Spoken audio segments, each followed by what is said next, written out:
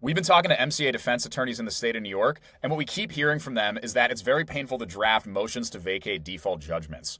Right now, DocketDrafter generates answers and discovery demands for MCA defense attorneys in minutes. We are beginning to build out support for generating memorandums of law for motions to vacate default judgments. And one of the things that's really important in these motions is to argue that your client has a meritorious defense. You have to prove to the court that if it's going to vacate the judgment and you were to actually litigate on the merits, that your client has a shot at winning. And one of the common defenses that you see in MCA litigation is actually usury. So you go through the contract, which purports to be a sale for the purchase of future receivables or something along those lines, and you show two things. One, it's actually a loan in disguise, and two, the interest rate on that loan is above the criminal usury threshold of 25% in the state of New York.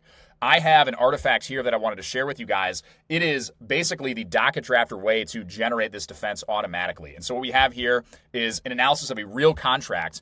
I went into NYSEF and downloaded this one from KDM Capital. It is redacted here. It's very, very long. We're going to see a lot of provisions here. Most of them are not that relevant. The main ones that are going to be relevant for the analysis are this one here, the reconciliation provision, and then also the events of default, which I believe might be in section 7. And what we're going to see in the analysis is I went into NYSEF and I read as many of these motions as I could and tried to find the ones that were winning consistently.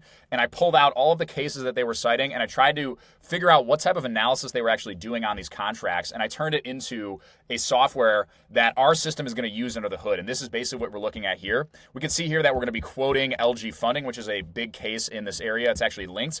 And the system is going to go in and actually cite quote directly from the reconciliation provision. So in this particular contract, that was section 14. It is going to make an argument, basically arguing that the reconciliation provision is illusory. And I'm going to post this PDF so you guys can take a look at it here. We're going to cite some of these other cases like Fleetwood versus Ram Capital.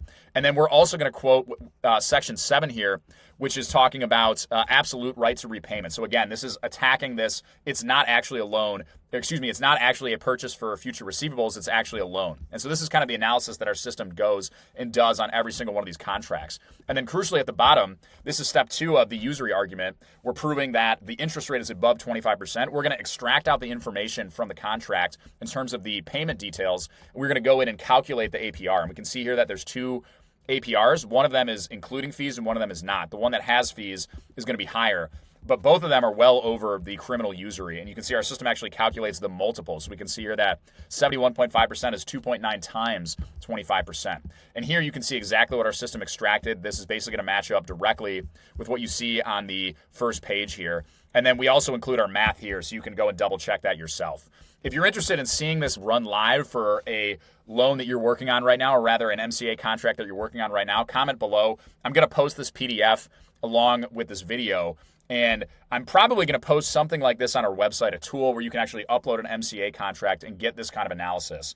And if you're doing a lot of these motions to vacate, please reach out to me because what we're going to build in DocketDrafter is the ability for you to upload a complaint. You're going to also upload the agreements and you're going to upload information from your client, basically a story. And that's going to go into the excuse part of the motion to vacate. And what we're going to do is allow you to select how aggressive you want to be. So you're going to decide, do I want to actually argue CPLR 317? Do I want to request a TRO or do I just want to go for CPLR 5015A1, which is this excuse and a defense? Let me know in the comments and let me know if you want to see more of this.